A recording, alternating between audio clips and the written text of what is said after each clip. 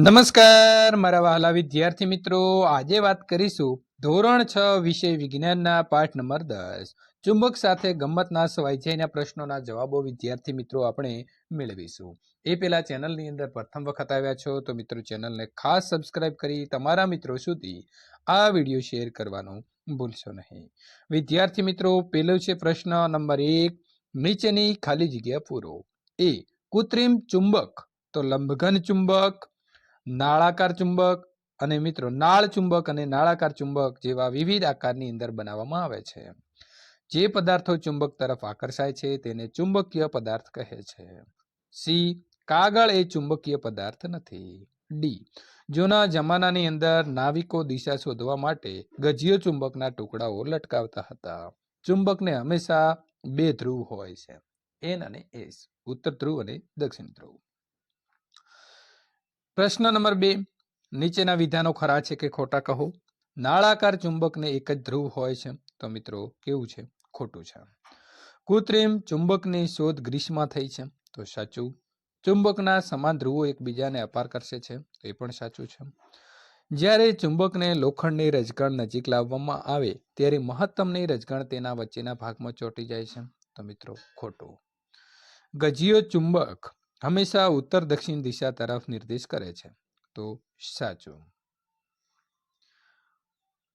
કોઈ પણ સ્થળે હોકાયંત્રનો ઉપયોગ પૂર્વ પશ્ચિમ દિશા જાણવા માટે થાય છે, તો એ પણ સાચું. રબર એ ચુંબકીય પદાર્થ છે, તો મિત્રો ખોટું. પ્રશ્ન નંબર 3, એવું જોવામાં આવ્યું છે કે પેન્સિલની અણી કાઢવાનો સંચો પ્લાસ્ટિકનો બનેલો હોવા છતાં ચુંબકના બંને ધ્રુવોને આકર્ષિત થાય છે, તો સંચાનો થોડોક ભાગ બનાવવા માટે ઉપયોગ થયો હોય તેવા પદાર્થનું નામ લખો. તો મિત્રો સંચાની જે અણી કાઢે છે તે ભાગ લોખંડની બ્લેડ જે હોય છે ને અંદર પતરી, એ બ્લેડની બનેલો હોવાથી તે ચુંબક તરફ આકર્ષાય છે. પ્રશ્ન નંબર 4, કોલમ એની અંદર મિત્રો ચુંબકના એક ધ્રુવને બીજા ચુંબકના કયા ધ્રુવ નજીક રાખેલો હોય તો તે જણાવતી વિવિધ સ્થિતિઓ દર્શાવી છે.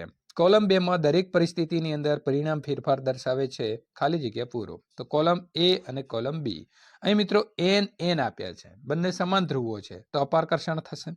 અહીં એન આપ્યો છે અને આકર્ષણ આપ્યું છે, તો આપણે આ ખાલી જગ્યાની અંદર એસ લખવું પડશે. એસ એન, તો અહીં શું આવશે?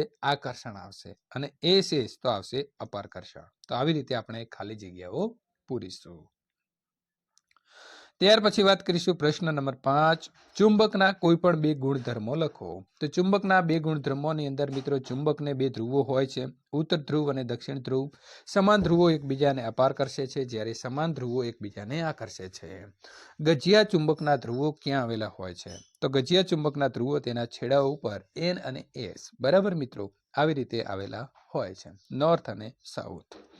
પ્રશ્ન નંબર 7, એક ગજિયા ચુંબકને ધ્રુવ દર્શાવતી કોઈ જ નિશાની નથી, તો તમે તેના કયા છેડા પાસે ઉત્તર ધ્રુવ છે તે કઈ રીતે જાણશો? તો ગજિયા ચુંબકને મધ્યમાં દોરી બાંધી મુક્ત રીતે ફરી શકે તે રીતે લટકાવો.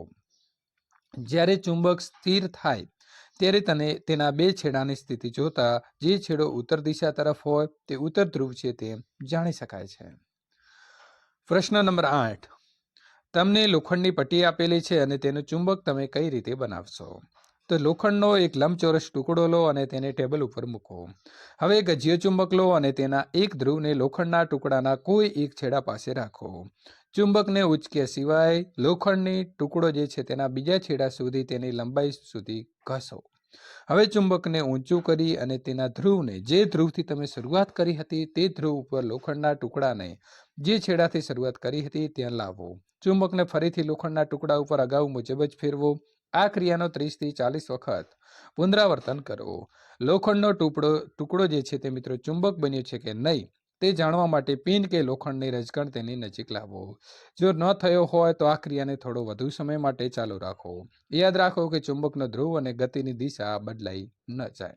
તો વિદ્યાર્થી મિત્રો, આ પ્રકારે તમારે ચુંબક ઘસતું અહીં આવવાનું છે, ત્યાંથી ચુંબકને ઉપાડી લેવાનું છે, પાછું તે જ મૂળ સ્થિતિ ઉપર મૂકવાનું છે અને આવી રીતે ઘસવાનું છે.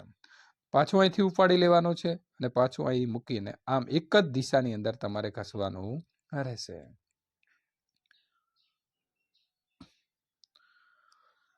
પ્રશ્ન નંબર 9, દિશાઓ જાણવા માટે હોકાયંત્રનો ઉપયોગ કઈ રીતે થાય છે? તો અહીં મિત્રો આપણને ચંદો આપ્યો છે અને ચુંબકીય સોયના આધારે નક્કી થાય છે. હોકાયંત્ર એ નાનો કાચથી ઢંકાયેલું બોક્સ છે. બોક્સની અંદર એક ચુંબકીય સોયને ધરી ઉપર રાખેલી હોય છે, જે મુક્ત રીતે ફરી શકે છે. અને હોકાયંત્રની અંદર એક ચંદો એટલે કે ડાયલ હોય છે, જેના ઉપર દિશાઓ અંકિત કરેલી હોય છે. આપણે જે સ્થળે દિશા શોધવી હોય તે હોકાયંત્ર રાખવામાં આવે છે. એની સોય જ્યારે સ્થિર થાય ત્યારે ઉત્તર દક્ષિણ દિશા દર્શાવે છે. પછી હોકાયંત્ર ત્યાં ફેરવવામાં આવે છે જ્યાં સુધી ચંદા ઉપર અંકિત કરેલા ઉત્તર અને દક્ષિણ સોયના બે છેડાઓ એક સમાન ગોઠવાય. ચુંબકીય સોયનો ઉત્તર ધ્રુવ ઓળખાય તે માટે તેને હંમેશા જુદા રંગથી એટલે કે લાલ રંગથી રંગેલો હોય છે.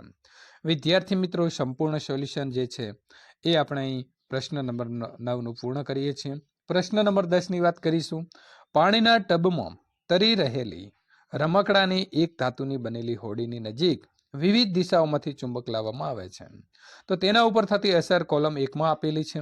તો આ અસર માટેના શક્ય કારણ કોલમ 2માં દર્શાવેલા છે. તો કોલમ એ અને કોલમ બી ને તમારે વિધાનો સાથે યોગ્ય રીતે જોડવાના છે. હોડી ચુંબક તરફ આકર્ષાય છે. તો સાચો જવાબ સીધો ડી આવશે કે હોડી ચુંબકીય પદાર્થની બનેલી હશે. નંબર 2 વિદ્યાર્થી મિત્રો છે, તો એની અંદર સાચો જવાબ આવે છે ઈ. હોડીને ચુંબકની અસર થતી નથી. તો હોડી જે છે તે બિનચુંબકીય પદાર્થની બનેલી છે એટલે કે ઈ આવશે.